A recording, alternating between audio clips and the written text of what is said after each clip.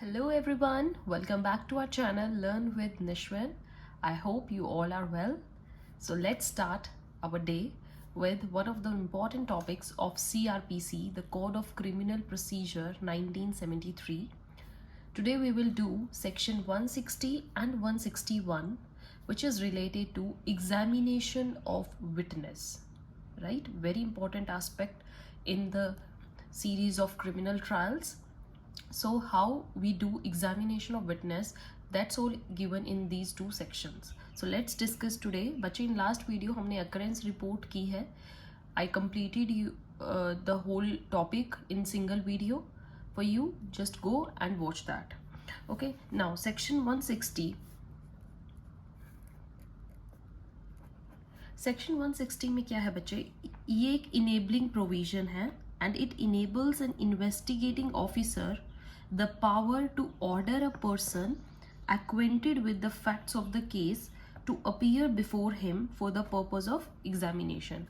ऐसा कोई भी पर्सन जिसको पुलिस ऑफिसर को ये लगे that he is acquainted with information, okay, जिस भी पर्टिकुलर ऑफेंस से रिलेटेड केस चल रहा है, अगर पुलिस ऑफिसर को ये लगता है कि किसी पर्सन के पास उस केस से रिलेटेड, उस ऑफेंस से रिलेटेड इंफॉर्मेशन मिल सकती है, he can order that person to appear before him for the purpose of examination. Order कर सकता है उनको, order for appear, right, before him. Now the order has to be in writing. जिस order की बात की गई है बच्चे, ये राइटिंग में होना चाहिए. And if it is an oral order then it is not a material defect. Defect नहीं है, it is a curable irregularity and the witness will still be bound to appear. Writing just it's that कि if you want to go with perfection just send a written order. But अगर आप oral order भी भेजते हो तो वो कोई defective piece नहीं है. You can do and the witness will still be bound to appear. The order is not a summon of the magistrate, rather it's an executive order and therefore in the case of violation of order no consequential action can be taken. ये बात ध्यान में रखिएगा बच्चे, जो ये order होता है ये एग्जीक्यूटिव ऑर्डर, एग्जीक्यूटिव मीन्स कि it's given by the police, ठीक है. अगर जुडिशियल मैजिस्ट्रेट्स के थ्रू जाता है दैट इज समन, तो ये समन नहीं है, क्योंकि समन में होता है they have to appear before court, but executive order में they have to appear before police officer for the examination. तो अगर आप इन ऑर्डर्स को फॉलो नहीं करते हैं तो आपके ऊपर कोई एक्शन नहीं होगा. For example, a witness can not be arrested nor can his goods be seized. ना तो वो अरेस्ट हो सकता है ना उसके कोई गुड्स सीज कर सकते हैं अगर वो ये ऑर्डर नहीं मानता है. तो the only action possible is the prosecution under section 174 IPC में. आईपीसी में अंडर सेक्शन 174 आप उसको प्रोसिक्यूट कर सकते हैं अगर वो आपके ऑर्डर को नहीं मान रहे तो. Otherwise you can not take any serious action against him. Then the case comes, the investigating officer on the basis of FIR or on the basis of examination of some other witnesses has to make up his mind as to who are the persons who may be acquainted with the facts of the case accordingly, and then he will issue the orders to them. समझ में आया बच्चे, जो भी police officer के पास information है या FIR है वो उसको अच्छे से पढ़ के या जिन लोगों से उसको इंफॉर्मेशन मिली है उनकी सुन के ये पता लगाएगा कि इस पर्टिकुलर ऑफेंस से रिलेटेड किस किस पर्सन के पास से इंफॉर्मेशन मिल सकती है, और वो उन पर्सन की लिस्ट बना के अकॉर्डिंगली उन्हें ही ऑर्डर देगा. ऐसे नहीं रेंडमली किसी भी पर्सन को दी जा सकती है. The order can be made under this section is only the order of appearance. ये ऑर्डर क्या होता है? Order of appearance. समझ में आया बच्चे? The investigating officer can not order the production of documents under this section. आप सिर्फ सेक्शन 160 को यूज करके कोई भी डॉक्यूमेंट या कोई ऐसी थिंग को प्रोड्यूस नहीं करवा सकते हैं जो एक एविडेंस के तौर पर है. You just only make them appear and you can only examine them. ठीक है. A man aged between 15 to 65 can appear but a woman, a mentally or physically and disabled person need not appear. That's a proviso of this section. सिर्फ 15 से 65 only the male person who is healthy he can appear in the court. Female or mentally or physically disabled persons, they cannot. Now move to section 161. Very very important. 161 section हमें क्या कहता है बच्चे? SHOs, ASI, SI, head constables, they can take information. ये जो information है इनको कौन कौन ले सकता है? SHOs, ASI, SIs, head constables. They can take this information. Examination is done by the investigating officer. If going to residence, अगर आप उन्हीं के resident जो मैंने प्रोविजो आपको दिया लाइक वुमेन या डिसेबल्ड पर्सन नहीं आ सकते, तो अगर ये इंफॉर्मेशन कलेक्ट करने आप उनको एग्जामिन करने उन्हीं के घर जा रहे हैं, then section 161 only can be passed. If not, then section 160. Okay, so can be a case of section 161 directly or order 160 and then examine them under 161. So 160 के अंडर ऑर्डर दिया जाता है और एग्जामिनेशन 161 के अंडर होता है. Right बच्चे? So 160 enables police officer to examine. If you want to examine in police station तो 160. अगर आप उसके प्रोविजो पे जा रहे हैं then you can use section 161. Examination आप दोनों में ही करते हैं, यहाँ पर in police station before him and 161 at the residence. Section 161 का क्लोज 1 अगर आप पढ़े, ऑरली एग्जामिन द विटनेस. और विटनेस यहाँ पर कौन कौन हो सकते हैं ये चीज देखिएगा. Witness can be victim, he can be accused and he can be any other person. यही होते हैं बच्चे witness. Okay, so if he has something important, it is turned into writing under section 161 clause 3. important है तो आपको उसको writing में दिखाना होगा. Then convert that statement into writing. Free to converse, examine orally, but if something substantial, very important है, या आपको ये लग रहा है that it's a substantial piece of evidence, you have to make it in a writing form. Okay, so record जो होगा वो true होना चाहिए, separate होना चाहिए. For example, A murdered B. हम एक example लेके चलते हैं बच्चे. A ने B का murder किया. C and D are also present there. C का oral examination चल रहा है and his statement is here important. Convert it into writing. Now you are examining D. By chance C को आपने लिया, then आपने D को आप examine कर रहे हैं, तो D को आपने same as C examine किया, so it would be recorded separately. Remember that. Even if it is same, so it can be used by opposite party to use as a contradiction in the trial, and so the statement should be recorded separately. Everybody's statements would be recorded separately, else there could be discrepancy upon words used in trial. If no woman police officer, then it can be examined by executive women officer. Okay, so the person is bound to answer truly, but those questions, the answers to which would be self-incriminatory. ये हमने हमेशा पढ़ा है, Indian evidence में भी पढ़ा है, IPC में भी पढ़ा है, कॉन्स्टिट्यूशनल लॉ किया था तब भी किया था. Remember that. So which are self incriminatory मतलब ऐसे क्वेश्चंस जिनका आंसर देने से आपको ये लगता है कि आप पे भी डाउट हो सकता है या आपके लिए वो रिस्की है, you may not answer them. But section 132 of Evidence Act 1 is bound to answer, but such statements would not be used for prosecution. नहीं, आपके against वो prosecution में use नहीं होंगी. Right? Section 132 Indian Evidence का किया था ना बच्चे? सेपरेट वीडियो बनाई थी मैंने इस पे. देखिए इसमें क्या था. सेक्शन 132 इंडियन एविडेंस एक्ट में it can be taken up at trial stage. Section 161 का at the stage of investigation. यहाँ पर सेक्शन 132 में only witness and victim called. Here witness, victim, accused तीनों बुलाए जाते हैं. ये it's only relevant question as to the matter in issue. Right, matter in issue से रिलेटेड ही क्वेश्चन पूछा जाता है. Since it's investigation many questions can be asked.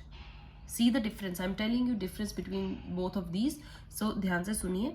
यहाँ पर क्या है, article 20 clause 3 protection not given hair.